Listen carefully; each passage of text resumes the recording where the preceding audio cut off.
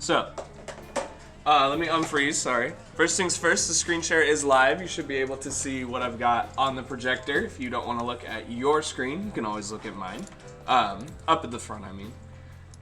On this week's module, we have our entry and exit tasks, right? I want to start by taking a look at the weekly thread for period 1, like normal, so you can see the agenda that I have laid out for us today on Tuesday, okay? We already did the entry task.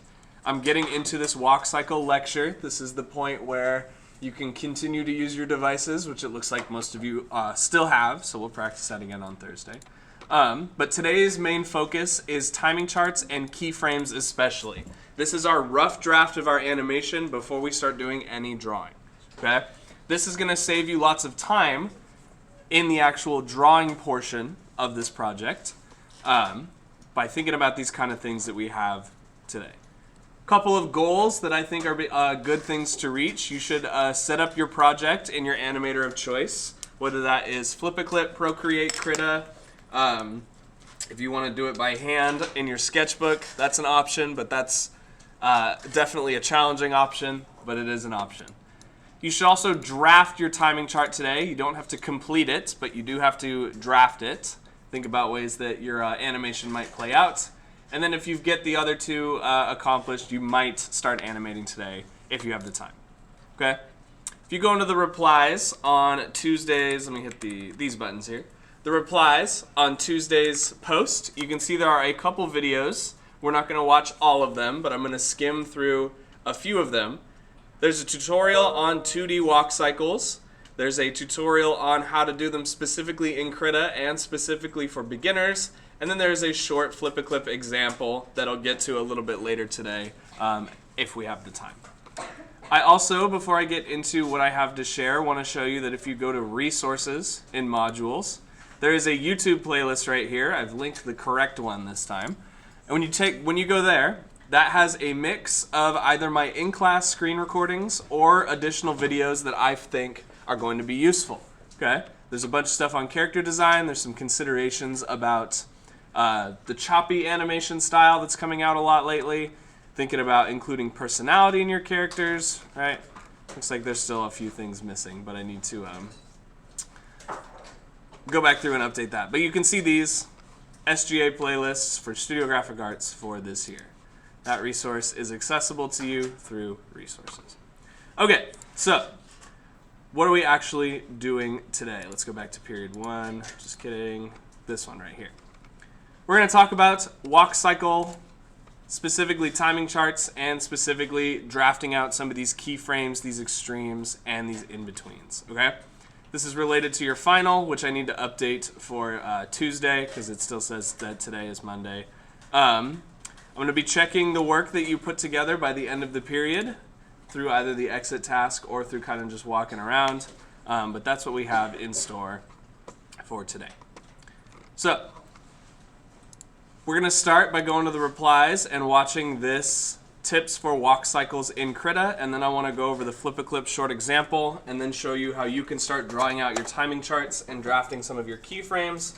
Again, before we commit to a final really good animation, we got to make some ones that are not going to make the final cut, some rough drafts in order to best present our work here. So, let's check out the tips for walk cycles in Krita as a class real quick.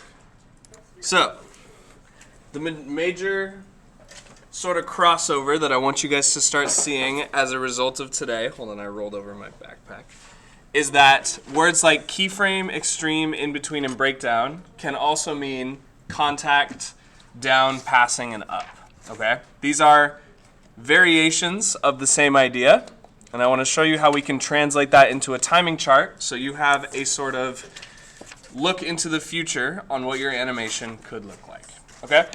So, I'm going to open up the camera for a sec. I have so much junk on my desk. I apologize. Show you how we can get the 4 steps of a walk cycle into a timing chart. Okay, so I was taking notes as the video was playing on. I'm going to scan these notes and send them to your thread so you can access them a little bit later. But I want to go over my definitions of the 4 main poses that you should be looking for in your animation. Okay? We got contact, where both feet are impacting the ground in some way, whether that is, if we look at a stick figure, blue stick, actually this is green. Contact can be the legs are literally just kind of sat next to each other. They can be if your character is kneeling on some type of box or something like this, right? We have the contact being made with the flat floor plane at all times, okay? And this is stage 1 of plotting out how our animation is going to look. God, this looks like dookie bad. So let's switch it over to this and see if that does anything for us. Okay. The screen share is much easier to see, and I apologize for that. So the contact is going to have both feet on the ground, and this is going to serve very similarly, if I change my color of my pen here, to a keyframe. There's going to be a wide variety of contact keyframes that you're going to see throughout your animation's journey from start over here to finish over here. Okay? Now the next stage, I'm going to change to orange, not orange. Orange is going to be hard to see. Let's do red. The next stage is down. Okay? This is very similar to an in-between. This is very similar to a breakdown in the way that it is the lowest point, bless you, the lowest point that our characters are going to be hitting, so to speak. Okay? This is where, if we're going to stick with just a regular stick figure walking, for the starts of your animations, just work on the torso and the legs. If your character has a torso and legs, it's going to make it easier. We can add the arms a little bit later. Because this is a majority of where our walking happens in our human bodies. We don't really necessarily need our arms to walk, right?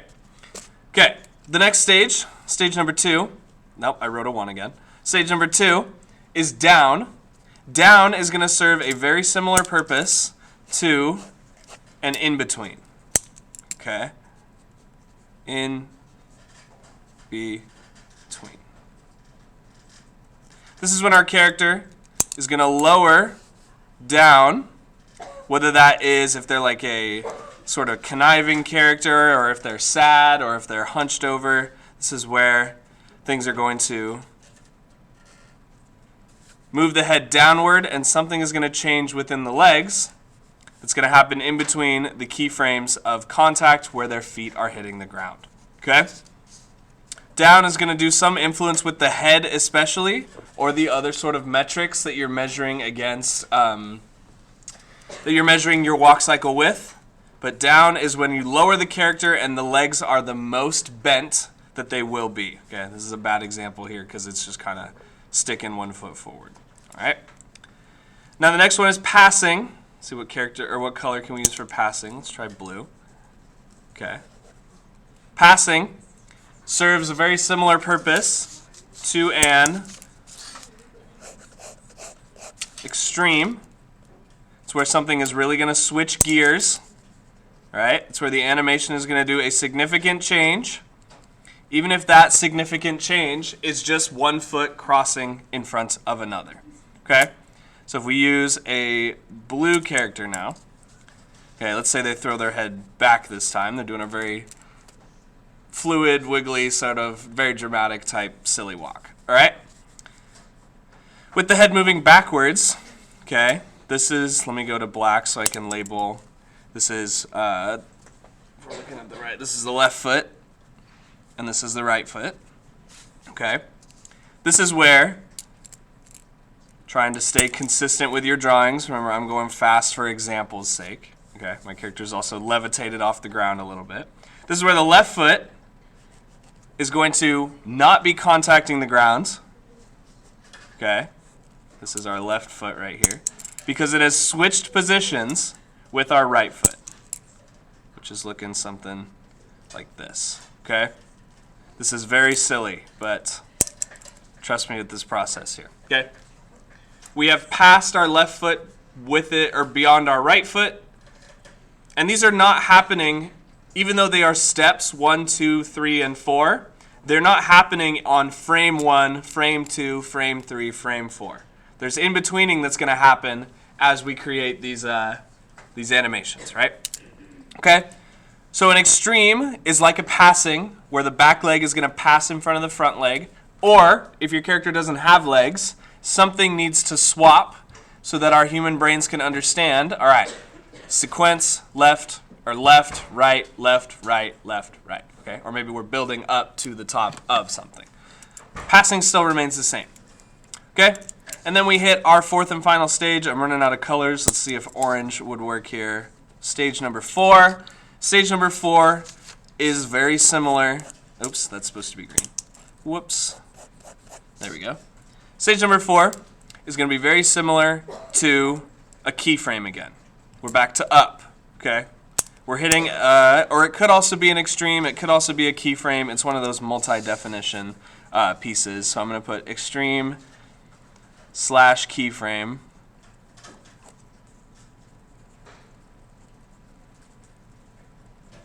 For step number 4, which is up, okay?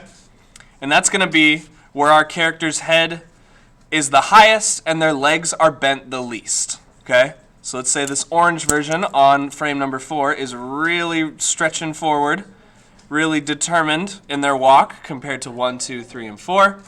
This is where the legs are going to be bent the least, albeit still a little bit bent. And we've put our left foot in front, so our left foot is going to stay in front until we can once again repeat contact in between, or contact down, passing up. It's going to be the 4 main stages of your animation and the 4 important aspects of your keyframes that you want to be considering. All right? Are you starting to see, or is there connection that you can see between keyframes and contacts, and then in-betweens and downs, 3s and extremes, and 4s and ups? It's a crazy sentence to hear outside of context. Again, I'm going to scan these notes so you can reference them when you need to. But let me put a little left and right. Okay? The first 2 halves, you're going to have your left foot back and your right foot forward if your character is moving to the right side of the screen, the opposite for the left. And then when you switch gears, you obviously are going to switch feet until you can pass once again. Okay, so the actual steps to animating on the notes that I was taking from that Krita video are that we want to start with a clean base model for later tracing. We've used the Flip Eclipse selection tools. I will show you again how to use the Krita selection tools.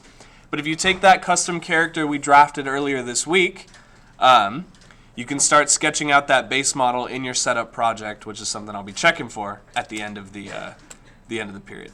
Okay, so an important detail that before we get into the actual drafting of the timing chart is that you want to mark your height and your ground at least.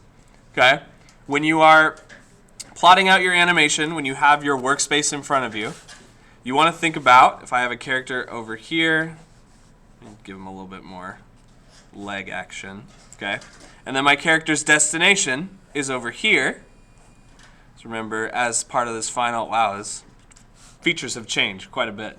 But anyway, our animations are going to move from the left side of the screen to the right as a class. You want to think about, where is my headline at? Okay, I'm going to take my ruler, which I got out for this express purpose. Yeah, see? I should have set my headline before I drew my other contact pose. Okay, I'm going to do a little dashed headline right at where the top of the head lives. And I'll give you guys rulers as well so you can access that. Okay, now we know. Just pretend that that's level. I thought it was level, my bad. Now we know when we hit the ups and the downs how far ahead the piece is going to rise above that line or sink below that line in the sort of curve that occupies a walk cycle. It's very sine wave, right? Our character raises their legs, their head goes up. Our character plants their feet down, their body goes down, and then we return to normal at contact. So, that being said, you want to mark your height and your ground at the very least. So I'm going to do green for ground and red for height. Let's try to make sure this one's actually flat this time.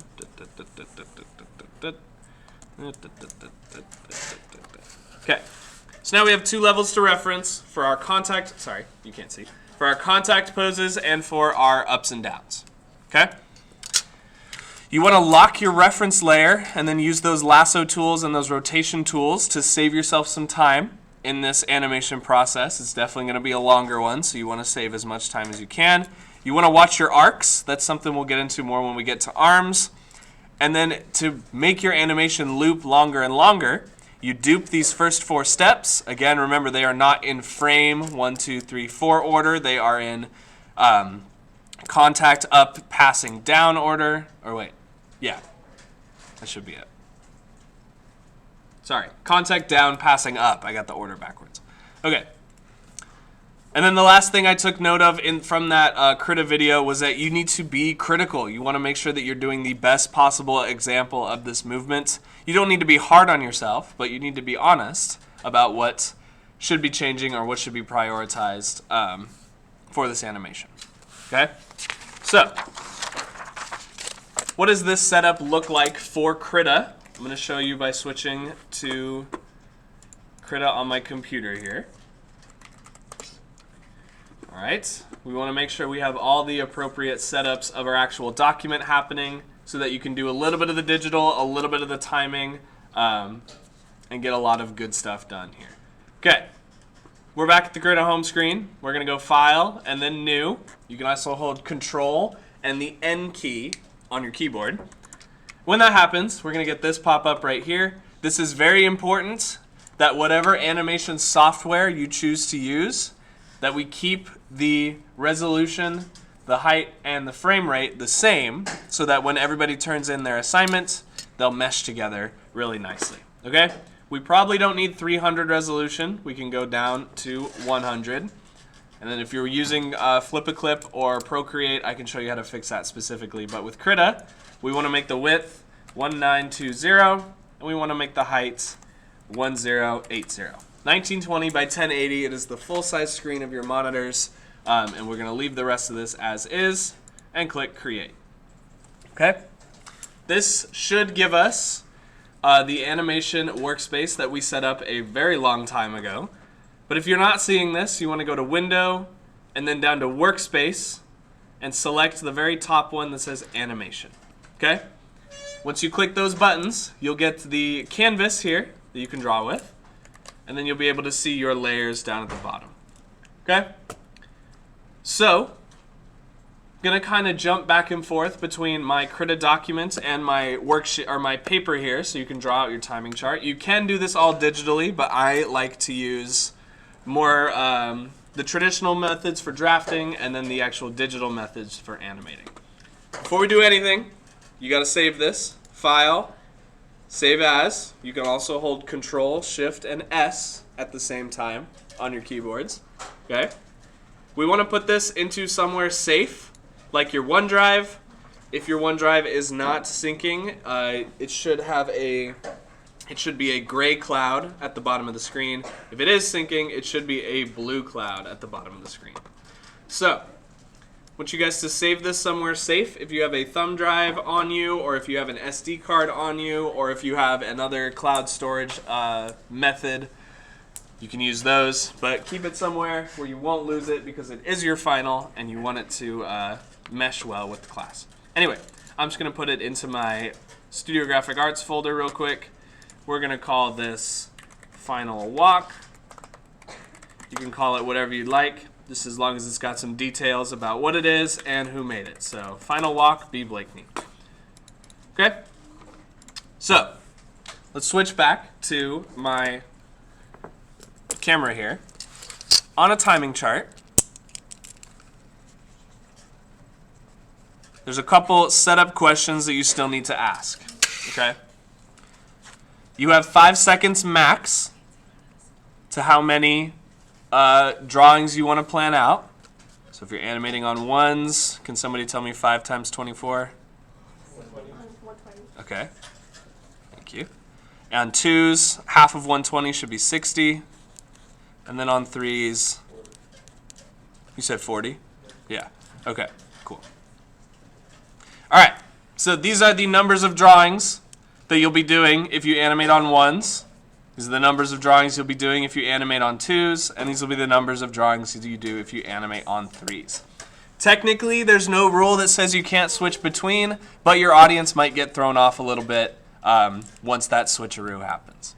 I would highly recommend that you animate on 2s or 3s, but if you really want a challenge, I would do 1s for a very fluid animation. Okay.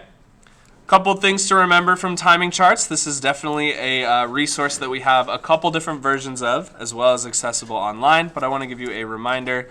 The frame number that's circled, those are going to be our keyframes.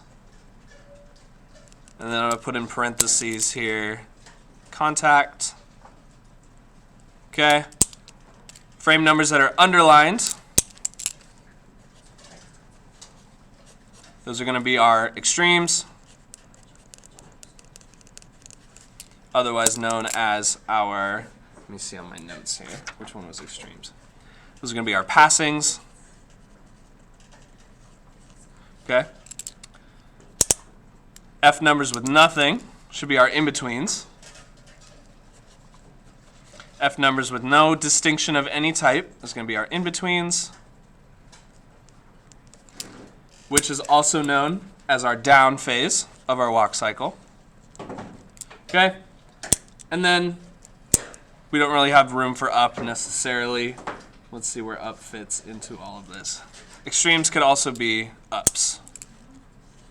So let's do that in a different color. So, the first thing you need to decide, I'm going to do 2s as an example. The first thing you need to decide is how you want to animate your walk cycle. Okay? To draw out your timing chart and think about how the arcs move as that timing chart occurs, you want to start with either a flat, horizontal, it's horizontal, timeline sort of structure, doing one of these per action or per second. So since mine is on 2s, that's going to be 12 frames per second. So this is frame number 1. And then this is going to be frame number 13, because we want just a little bit of overlap on that. Okay? Next, I want to figure out where the other phases of my walk cycle are going to occur. Where's my extreme? Where's my animation going to change gears across 1 second? Where's my animation going to in between across 1 second? Okay. You don't always have to do a timing chart for 1 second. I just find that the easiest, because then you can see how many seconds an animation is going to, or an action, is going to take before you can draw it out. Okay. I like personally a more even or balanced sort of layout. So I'm going to put my extreme, I'm going to put my passing or one of my my ups a little bit later on frame number 6 here,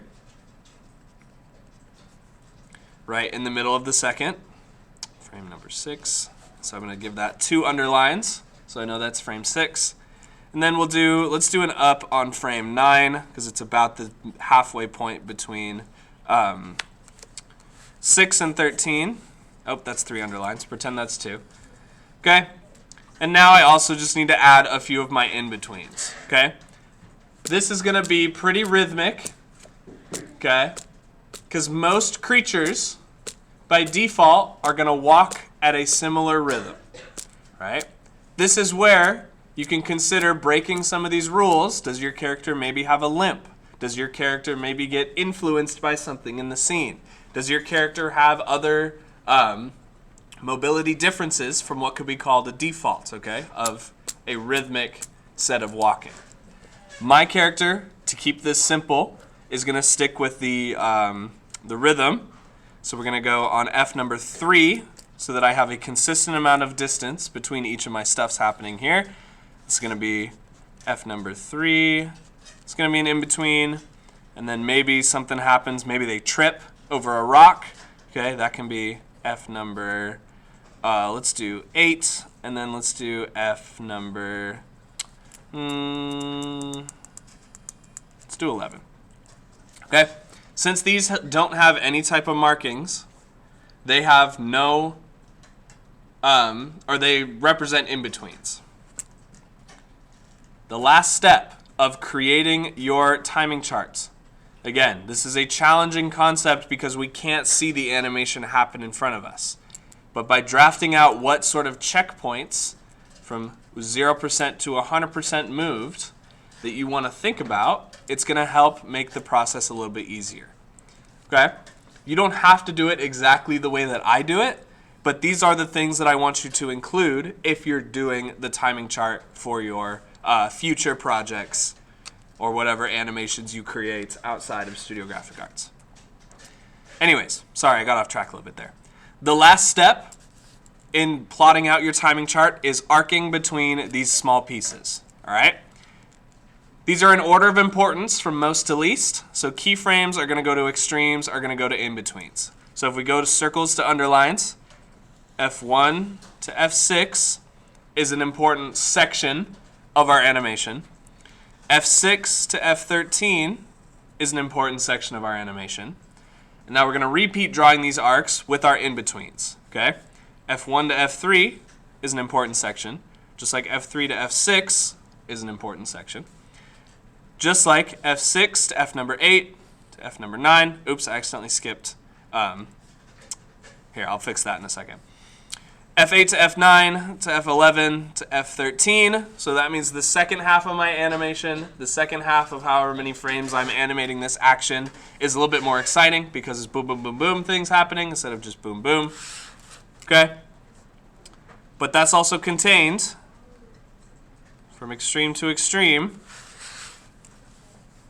like this. We're basically, again, making a graph charting the time of what's going to happen across our action. And what I want you guys to try to do today is complete this for your custom character's final walk cycle. All right? This is a lot of information that I've presented with you. And to close it off, to kind of put a bow on it, I want to show you a strategy in Flip-A-Clip that it doesn't have any audio or any description, but it does go through this process of laying out the curves, which we'll get to a little bit later, focus on the timing charts. Laying out the curves, laying out the ups, downs, contacts, and passings, which you can find right here. Let me show you what that looks like. Okay. Here is the Flip-A-Clip short example. So take a look at this real quick by Nick Animation, and then we'll just take a look at this real quick.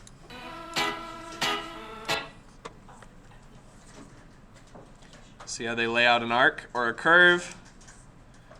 Okay, they've got their ground plane, their keyframes, a little bit of passing. Okay, stick it all together. It's going to walk in one spot, move them across a curve. It'll walk across the scene.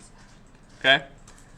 That is an extremely simple and quick version of what we're doing here, but it is what we are doing here. And that's Flip-A-Clip short example in your agenda.